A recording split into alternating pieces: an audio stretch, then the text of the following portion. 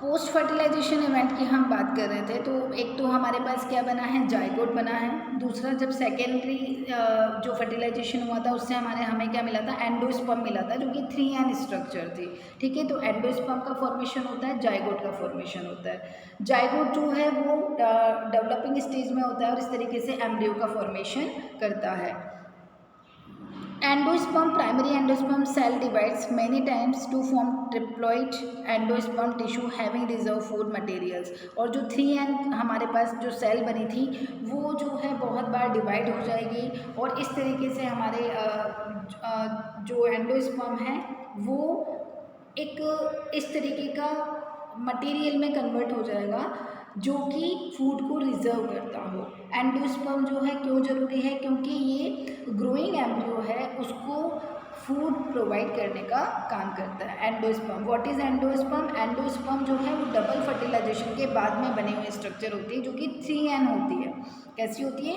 3N होती है, triploid होती है, जिसमें कि सेकेंडरी मेल न्यूक्लियाई जो है वो एम्ब्रियो सेक के सेंट्रल सेल से फ्यूज़ हो जाता है। उसके बाद जो स्ट्रक्चर बनती है वो होती है हमारे पास एंडोस्पर्म, जिसके अंदर फूड मटेरियल रिजर्व होता है। अब आता है हमारे पास जो सीड होते हैं वो 2 टाइप्स के होते हैं। एंडोस्पर्म जो है वो 2 टाइप्स के हैं, free nuclear type and cellular type. Free nuclear type क्योंकि जो हमारे पास एंडोस्पर्म है उसके अंदर न्यूक्लियस रैंडमली ऐसे बिखरे होते हैं, बहुत सारे न्यूक्लियस एंडोस्पर्म के अंदर प्रेजेंट होते हैं, इसलिए इसको बोला जाता है फ्री न्यूक्लियर टाइप। और सेलुलर टाइप अगर सेल की प्रॉपर सेल के स्ट्रक्चर में है, उसके ऊपर प्लाज्मा मेम्ब्रेन प्रेजेंट है तो उसको बोलेंगे cellular type.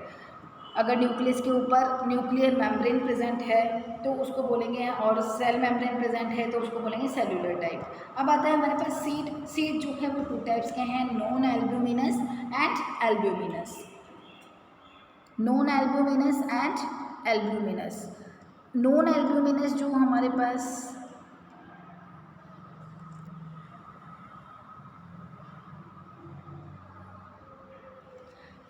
Endosperm completely utilised. Non albuminous का मतलब क्या है कि एंडोस्पर्म जो है वो फूड प्रोवाइड कर रहा है, किसको प्रोवाइड कर रहा है? एम्ब्रियो को प्रोवाइड कर रहा है। तो एम्ब्रियो ग्रो होते होते पूरा एंडोस्पर्म को क्या कर लेता है? कंज्यूम कर लेता है। तो इस तरीके से हमारे जो एंडोस्पर्म है वो पूरी तरीके से ख़त्म हो जाता है, तो उसको हम बोलते हैं नॉन एल्ब्यूमिनस, जहाँ पर एंडोस्पर्म पूरी तरीके से यूटिलाइज्ड हो जाता है, जैसे कि पी हो गया, ग्राउंड नट हो गया। तो दूसरा आ गया हमारे पास एल्ब्यूमिनस। ऐसे सीड जिनके अंदर एंडोस्पर्म का कुछ पार्ट रिमेन रह जाता है, कुछ पार्ट बच जाता है पूरे मैच्योर सीड में, तो उसको बोलेंगे हम एल्ब्यूमिनस सीड, जैसे कि वीट, मेज, कैस्टर इनके एग्जाम्पल हैं। Embryo, what is embryo? Embryo develops, जो जाइगोट है वो डेवलप होकर एम्ब्रियो बनाता है। एम्ब्रियो जो है वो क्या करेगा? किसके अंदर प्रेजेंट होगा? सीड के अंदर प्रेजेंट होगा। एम्ब्रियो कहाँ प्रेजेंट होता है? सीड के अंदर प्रेजेंट होता है, और सीड के ऊपर की जो कवरिंग होती है वो क्या बनाती है? फ्रूट बनाती है। तो ओव्यूल जो है वो किस में चेंज हो जाएगा? सीड में चेंज हो जाएगा, और जो ओवरी है वो किस में चेंज हो जाएगी? फ्रूट में चेंज हो जाएगी। अब आता है embryogenic. Early stage of embryo development, the zygote gives rise to the pro embryo. पहले जाइगोट जो है वो ग्रो होगा, पहले किस में चेंज हो जाएगा? प्रो एम्ब्रियो में चेंज होगा। उसके बाद वो पूरे तरीके से एम्ब्रियो में चेंज होगा जो कि मैच्योर होगा।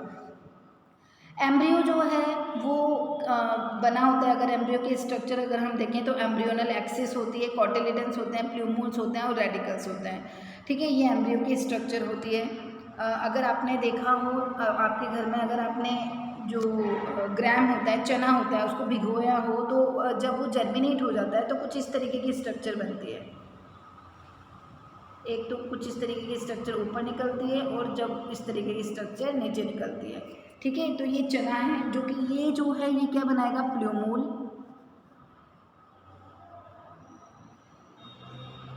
और ये जो है वो है रेडिकल।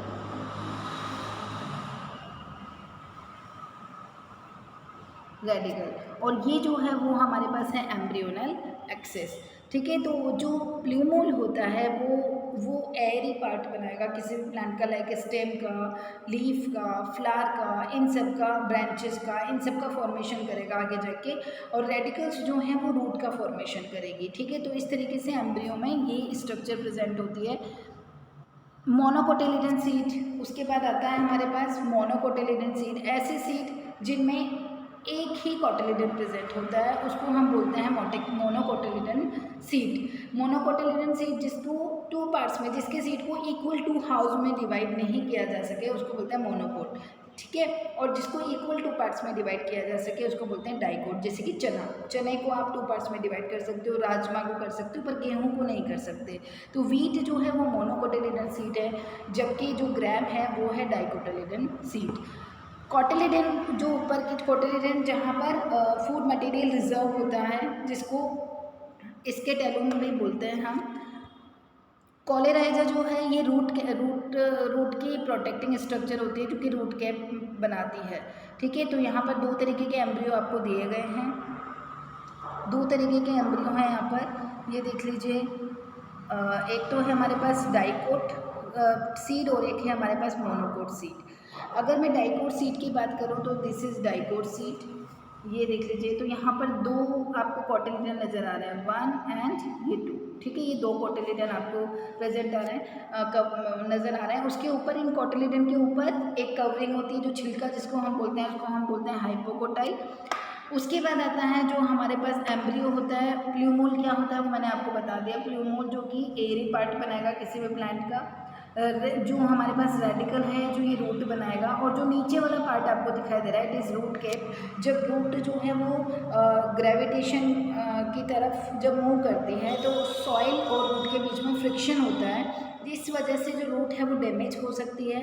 तो रूट कैप जो है इस बात को इस फ्रिक्शन से प्रोटेक्ट करती है रूट को। सेकेंड वाला जो आपको डायग्राम दिखाई दे रहा है it is monocotyledon seed.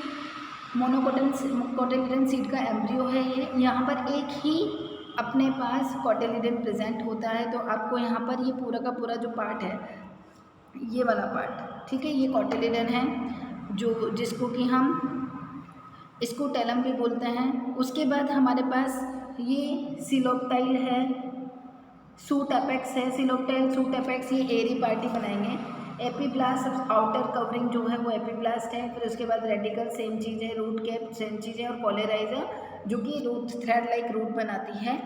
Fibrous root present होते हैं मोनोकोटिलिडन में। तो ये हो गया हमारे पास स्ट्रक्चर ऑफ एम्ब्रियो। उसके बाद आता है हमारे पास सिलोप्टाइल शीथ कवरिंग प्ल्यूमोल। सिलोप्टाइल क्या है? प्ल्यूमोल को कवर करने वाला जो आउटर कवरिंग है वो सिलोप्टाइल है। सीड क्या है? Fertilised and mature ovule. जो ओव्यूल है वो मैच्योर हो चुका है, फर्टिलाइज हो चुका है, तो उसको हम बोलेंगे seed consist of cotyledon. Seed किस किस से मिलकर बना होता है? कोटिलिडन्स। मैंने डायग्राम पहले बना के भी दिखाया था आपको। Cotyledons, embryonal axis, seed coat and double layered formed by integuments. Integuments वही covering. Testa outer coat, seed का आउटर कोट टेस्टा है, और जो इनर कोट है वो है टेगमेन। माइक्रोपाइल क्या है? What is micropyle? आपने एम्ब्रियो सेक की स्ट्रक्चर देखी है, small opening on seed coat, ये माइक्रोपाइल है। वो माइक्रोपाइलर रीजन था, तो वहाँ पर जो हमारे पास ओव्यूल था जिससे कि क्या गई थी, पॉलन ट्यूब एंटर कर रही थी, उसी तरीके से तो अंदर क्या बन गया? एम्ब्रियो बन गया, जाइगोट बना, फिर एम्ब्रियो बना। तो वो जर्मिनेट होगा तो बाहर भी तो निकलेगा, प्ल्यूमोल बनेगा और रेडिकल बनेगा, वो बाहर निकलेंगे। तो वो जो पर्टिकुलर छोटी सी ओपनिंग होती है सीड के ऊपर उसको हम बोलते हैं माइक्रोपाइल, जिससे कि जो कि कब जर्मिनेट कब होगा एक सीड? जब उसको प्रॉपर टेम्परेचर मिलेगा, प्रॉपर वाटर मिलेगा, प्रॉपर ऑक्सीजन मिलेगी, तब वो क्या हो जाएगा? जर्मिनेट हो जाएगा और न्यू प्लांट का फॉर्मेशन करेगा। Hilum scar on seed coat. Seed coat के ऊपर छोटा सा पार्ट प्रेजेंट होता है, उसको हाइलम बोलते हैं। Seed albuminous and non albuminous हो सकते हैं। Perisperm remains of the nucleus that is persistent black pepper, perisperm जो न्यूसीलस होता है वो लंबे समय तक बना रहता है, उसको बोलते हैं हम पेरिस्पर्म। कहाँ प्रेजेंट होता है? ब्लैक पेपर में। डोरमेंसी, सीड जो है वो इनएक्टिव फॉर्म में चला जाता है, जर्मिनेट नहीं होता है जब तक कि उसको ऑक्सीजन नहीं मिले, वाटर नहीं मिले और मॉइस्चर नहीं मिले, प्रॉपर टेम्परेचर नहीं मिले, तो वो क्या नहीं होता? जर्मिनेट नहीं होता। तो सीड की उस स्टेज को हम बोलते हैं डोरमेंसी। द ओवरी की जो वॉल होती है वो पेरिकार्प कहलाती है,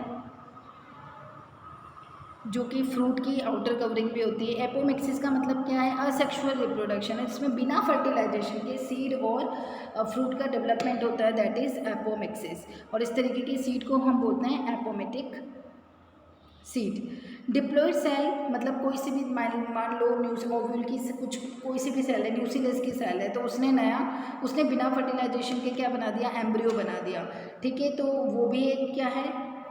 एपोमिक्सिस का ही एग्जाम्पल है। सिट्रस मैंगो में ऐसा हो सकता है। उसके बाद हमारे पास पॉली एम्ब्रियोनी, अगर हमारे जो सीड है उसके अंदर एक से ज़्यादा एम्ब्रियो प्रेजेंट है तो उसको हम बोलते हैं poly embryony. Often associated with the apomixis, citrus and groundnut में ऐसा हो जाता है। इस तरीके से हमारा ये चैप्टर कंप्लीट होता है। ठीक है, इसके बाद हम नेक्स्ट चैप्टर स्टार्ट करेंगे जो कि है ह्यूमन रिप्रोडक्शन।